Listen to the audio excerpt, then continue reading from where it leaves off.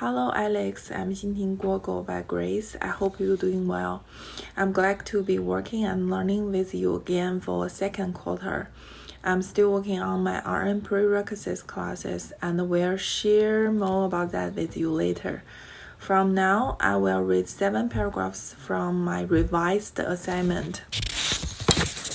The first one, Metro-Goldwyn-Mayer's 1939 classic The Wizard of Oz explores self-reliance and identity through Dorothy Gilroy's courageous journey. A tornado sweeps her from modernist Kansas to the vivid, unpredictable world of Oz. Guided by Glinda, she follows the yellow brick road in search of the wizard, hoping for a way home.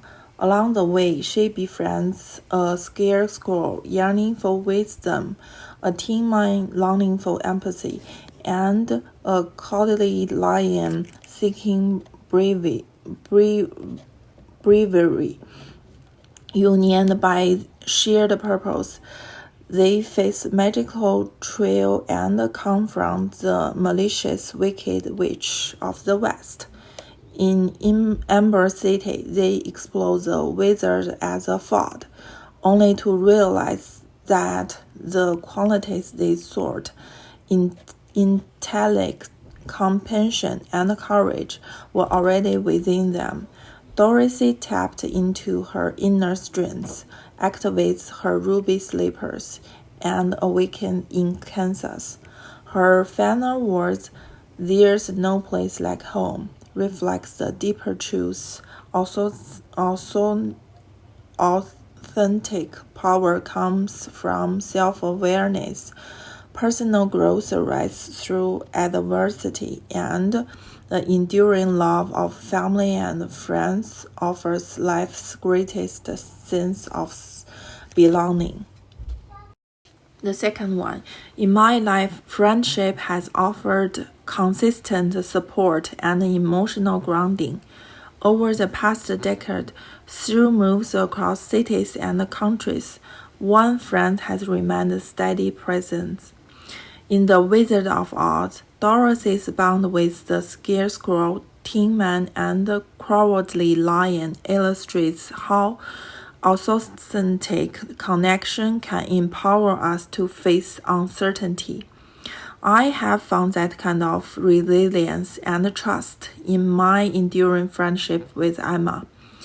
A true friend listens with empathy, remains present across distance, and provides solace through both adversity and joy. Emma and I met in high school in China, although she lives in Australia and I'm now in the United States, our connections has never faded. We have pursued unique paths, yet we continue to exchange updates, celebrate milestones, and offer advice even on light-hearted choices, like helping her pick up a color for her new car. Her presence, even from afar, brings calm and reassurance. While Dorothy's friendship deepened through shared challenge, mine with Emma has grown through quiet, consistent care. In both stories, friendship goes beyond companionship. It fosters belongings and fuels the inner confidence to keep moving forward, no matter where life leads. The third one, Salman Rushdie observed that the only home is the one we make for ourselves. Home, then, is less a location than a feeling of safety, comfort, and belonging.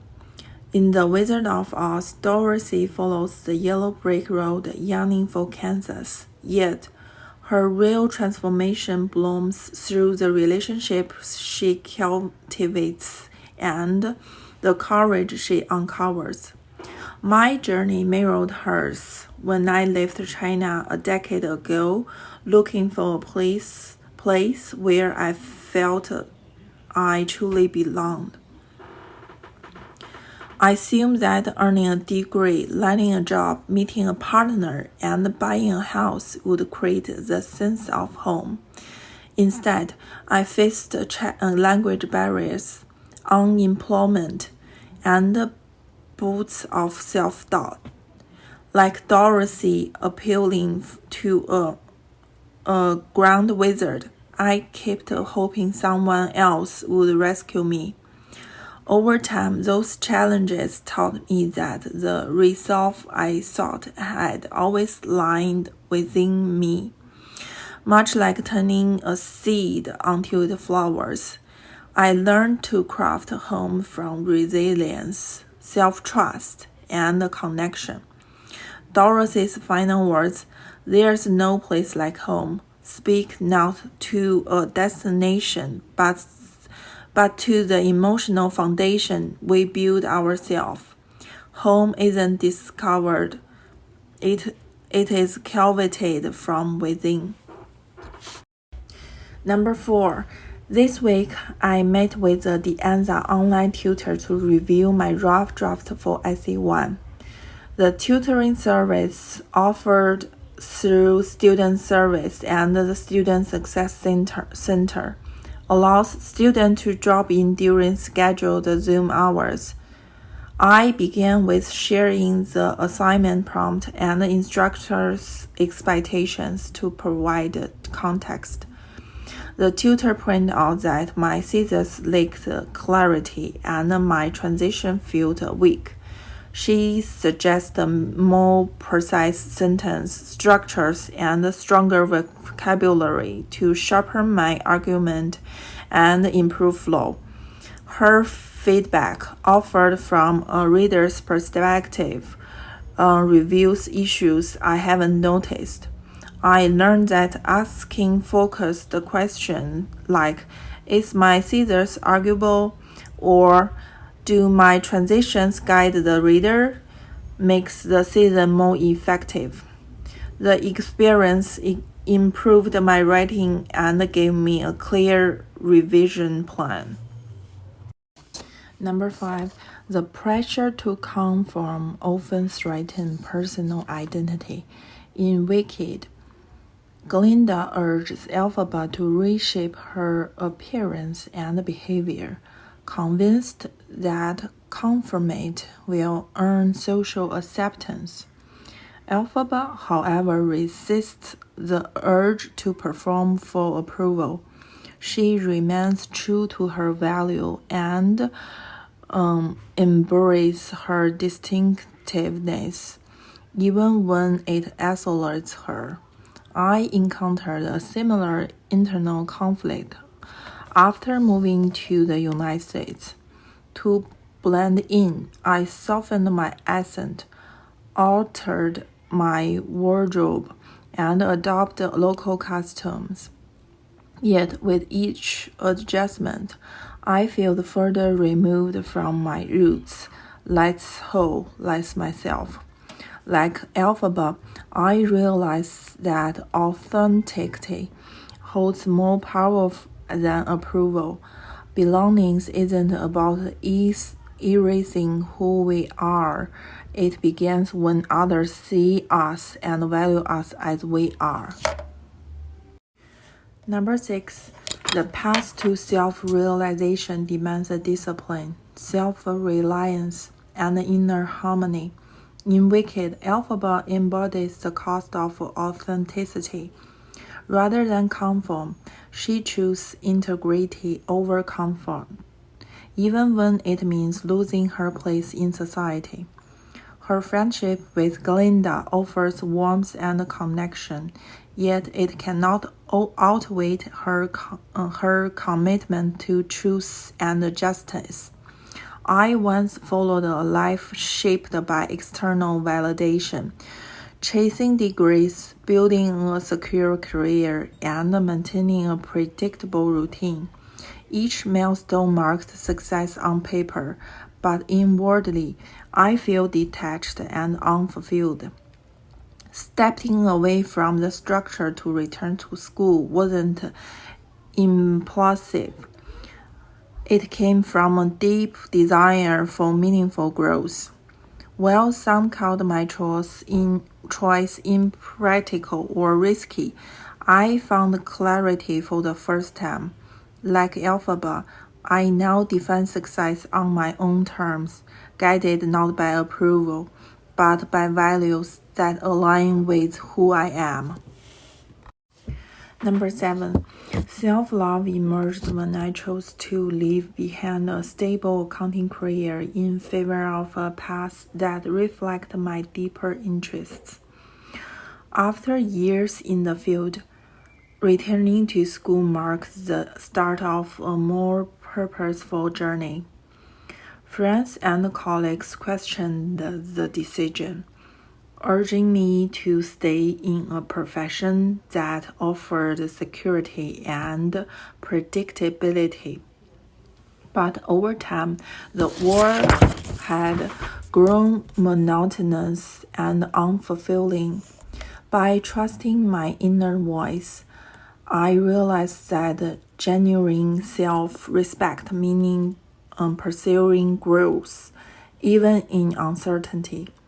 Choosing independence over comfort, I stepped into a new direction rooted in meaning, vitality, and the courage to redefine success on my own terms.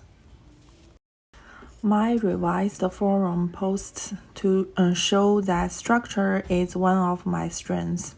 Each paragraph is organized and stays focused on the main idea. I improved transitions, which made the flow easier to follow. I'm still working on vocabulary and cutting wordy or repetitive phrasing. Through reversion, I saw these patterns and learned to write with more clarity. The process helped me make my idea more direct and precise. I would give myself an A on these alternative assignments because I followed all directions and met the following formatting requirements.